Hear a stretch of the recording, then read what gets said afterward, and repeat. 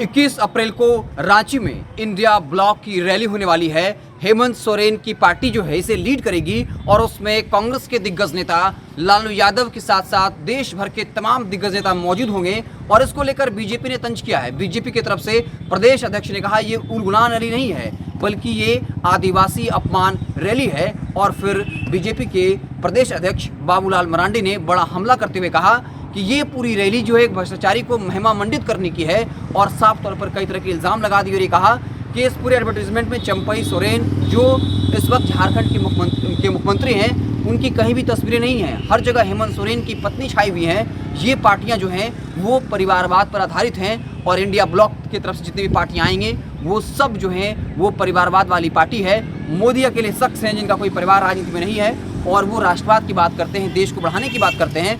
और एक और तथ्य दिया कि पिछले 10 सालों में जो है वो आदिवासी के लिए जो फंड होता है वो 4 गुना बढ़ गए 10,000 से करोड़ से ज़्यादा हो गया है। तो जो 21 अप्रैल को रैली होने वाली है जहां पर ये आरोप लगाया जा रहा है कि बीजेपी जो है वो किस तरीके से हेमंत सोरेन को जानबूझकर जेल के अंदर बंद कर दिया ताकि जो लोकसभा चुनाव हो रहे हैं वो प्रभावित किया सके। कि अगर हेमंत सोरेन अगर बाहर होते तो लोकसभा चुनाव में थोड़ा परिवर्तन आता, वो अपने तरीके से जो है वो कैंपेन करते तो इसका असर जो है पड़ सकता था। इसलिए हेमंत सोरेन को जेल में बंद कर दिया गया और इसलिए 21 अप्रैल को जो इंडिया ब्लॉक के तमाम दिग्गज हैं वो रांची में जमा हो रहे हैं। लाखों लोगों के जुटने का वो लोग दावा कर रहे हैं और इस पर अब बीजेपी तंज कर रही है और ये साफ तौर पे कह दिया कि उलगुलान रैली नहीं है बल्कि आदिवासी अपमान रैली है। क्योंकि चंपई सोरेन की कहीं भी तस्वीरें जो हैं वो नहीं दिख रही हैं। हेमंत सोरेन सिर्फ अपने परिवार के बारे में सोच रहे हैं, अपने परिवार को बढ़ाने के बारे में सोच रहे हैं। आदिवासियों से उन्हें कोई हमदर्दी नहीं है। अगर आदिवासियों से हमदर्दी है तो मोदी को, जिन्होंने पिछले 10 साल में 4 गुना आदिवासी का बजट बढ़ाकर 10,000 करोड़ से